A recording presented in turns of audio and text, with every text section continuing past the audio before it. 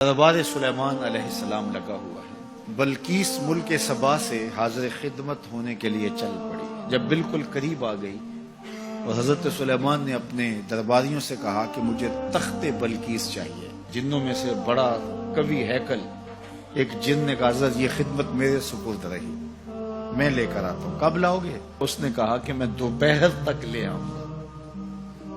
وہ کوئی 7 والی گلی میں نہیں پڑا ہوا تھا، وہ 1 مہینہ جاتے ہوئے لگتا تھا، 1 مہینہ آتے ہوئے لگتا تھا۔ کوئی چھوٹی سی ڈبیا ہو جیب میں ڈال کے لے آنا ہو تو پھر بھی 2 ماہ چاہیے، لیکن وہ تخت 60 ہاتھ چوڑا تھا، 80 ہاتھ لمبا تھا۔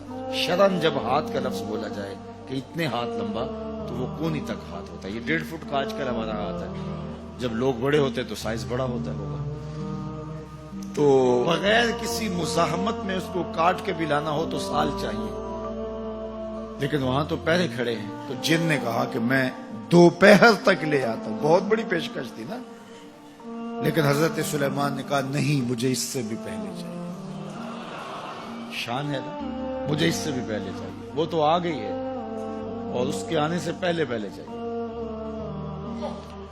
اب جندوں میں جو سب سے طاقتور تھا اس نے تو اپنی پیشکش رکھی کہ میں تو اتنا کر سکتا ہوں کہ دوپہر تک لے آؤں۔ تو ایک شخص کھڑا ہوا جس کے سینے میں کتاب اللہ کا علم تھا، اور وہ آپ کا امتی تھا، آپ کا مقتدی تھا، آپ کا غلام تھا۔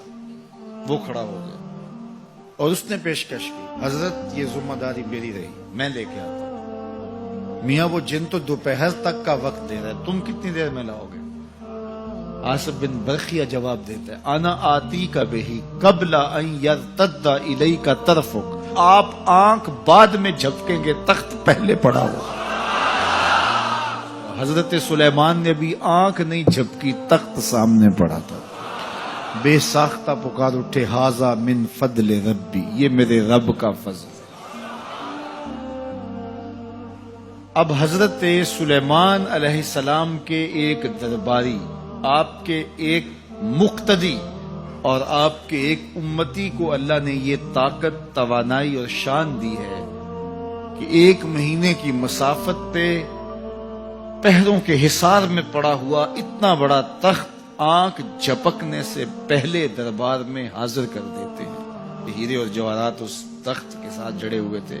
لوگ تو وجود کے تحلیل ہونے کی بات کرتے ہیں، قرآن میں نظیر موجود ہے کہ اس کا ایک موتی بھی نہیں ٹوٹا۔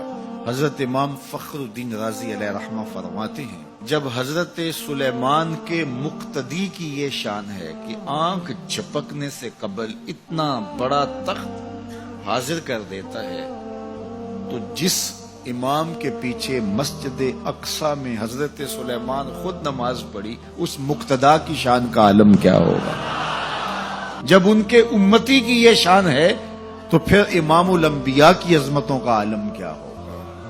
تو آنے واحد کے اندر تخت بلقیس کا حاضر کر دینا یہ نظیر ہے اس بات کی کہ ایک جگہ سے